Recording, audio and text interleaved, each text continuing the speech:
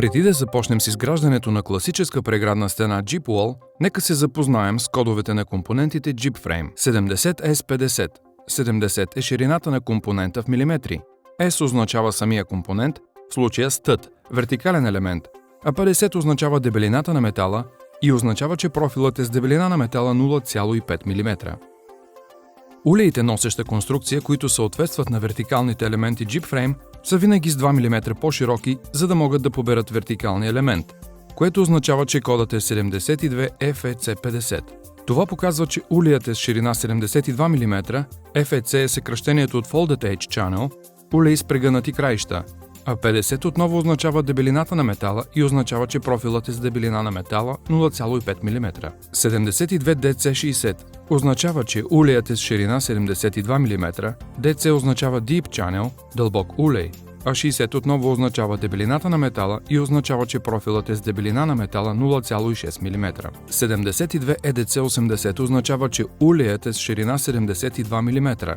EDC означава Extra Deep Channel, улей с допълнителна дълбочина, а 80 отново означава дебелината на метала и означава, че профилът е с дебелина на метала 0,8 мм. Когато преградните стени са с височина между 4,2 метра и 8 метра, в горната част и в основата се използват профили за подове и тавани с дълбок улей Jeep Frame, наричани DC профили. При преградни стени с височина над 8 метра трябва да се използват ограждащи профили за подове и тавани с улей с допълнителна дълбочина, наричани EDC профили. Важно е да се отбележи, че профилите DC и EDC се използват предимно за оформяне на нивелиращи планки на преградните стени. За конструкции със средна маса или за създаване на ревизионни вратички може да се използва Jeep Frame 99FC50.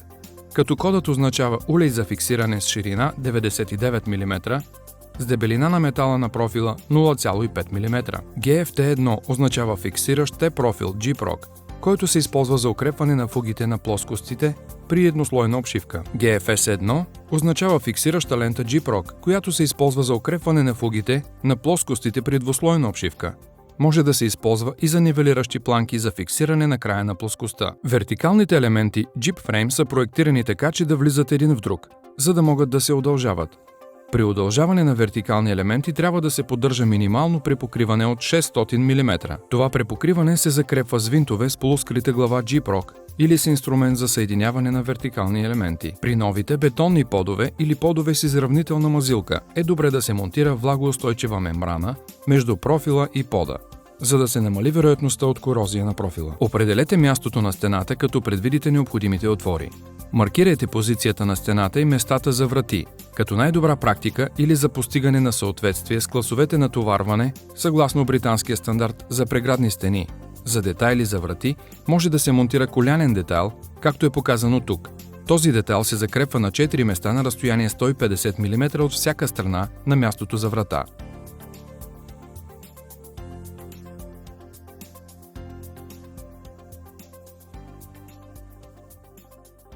При използване на профили за подове и тавани Jeep Frame с ширина на улея 72 мм, те трябва да се фиксират на място на всеки 600 мм с подходящи крепежни елементи.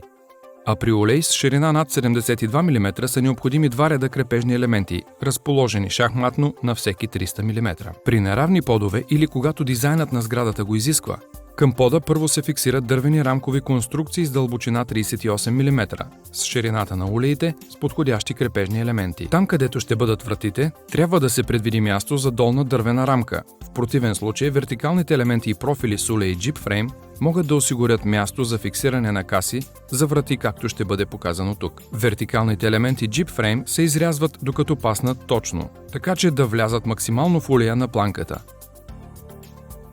Изрежете вертикалните в солидната им част, а не през изрязаните отвори на вертикалните елементи Jeep Frame.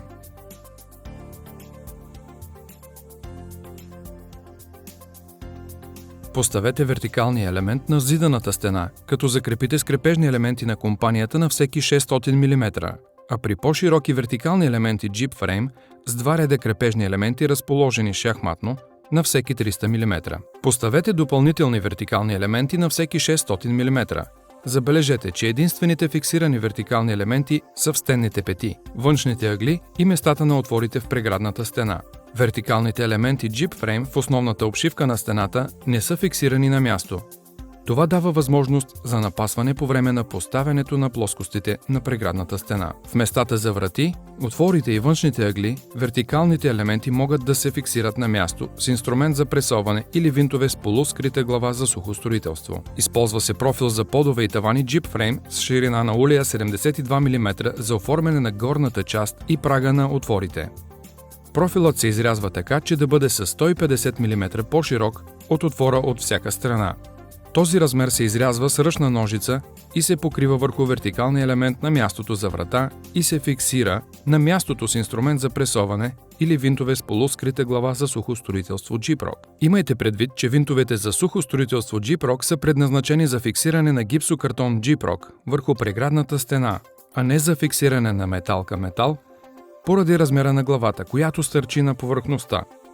Това може да доведе до напукване на гипсокартона G-Prok при поставяне на плоскостите. При по-тежки вертикални елементи и профили се използват самонарезни винтове с полускрита глава G-Prok.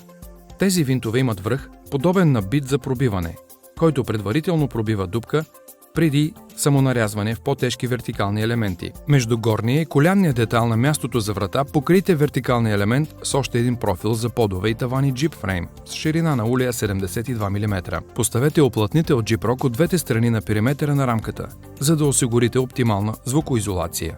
В преградната стена може да се окачи звукоизолационна вата от 25 мм ISOVER, като по-късата дължина на ъгловия профил GA1 се фиксира през горния улей и софита. При конструкции със средна маса или за създаване на ревизионни вратички може да се използва G-Frame 99FC50.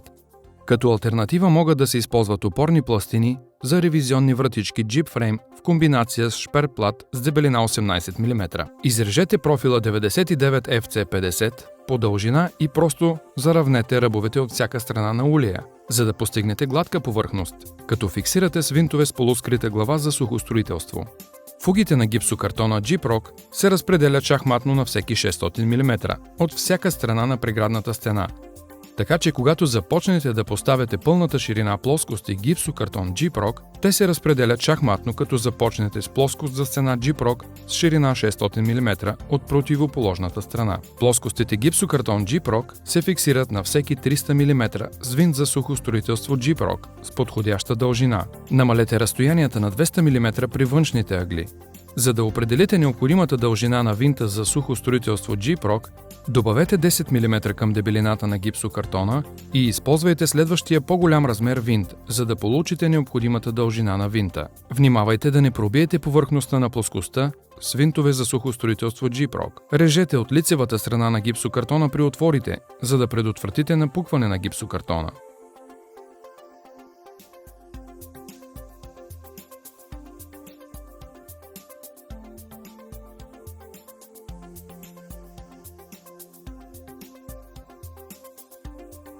Готовите каси за врати разполагат с справочна информация относно крепежните елементи. Когато закрепвате дървена рамка за врата, пробийте с цилиндрично свредло общо 4 дупки, по 2 от всяка страна на рамката на вратата. Продължете с фиксиране на рамката за врата с подходящи крепежни елементи, според изискванията на производителя на вратата.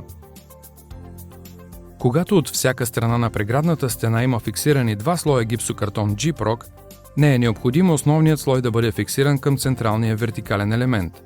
Фугите на плоскостите между основния слой и лицевия слой се разпределят шахматно за повече издържливост, стабилност и пожароустойчивост. В хоризонталните крайни фуги на плоскостите трябва да се използва G-Frame GFS1, за да се гарантира, че плоскостите са изцяло фиксирани на всеки 300 мм за постигане на изискванията за пожароустойчивост на преградната стена. При поставяне на един слой обшивка се използва фиксиращ T-профил GFT1. Когато плоскостите гипсокартон G-Prok са повдигнати така, че да не опират в пода, за да се предотврати проникване на вода по време на изграждането.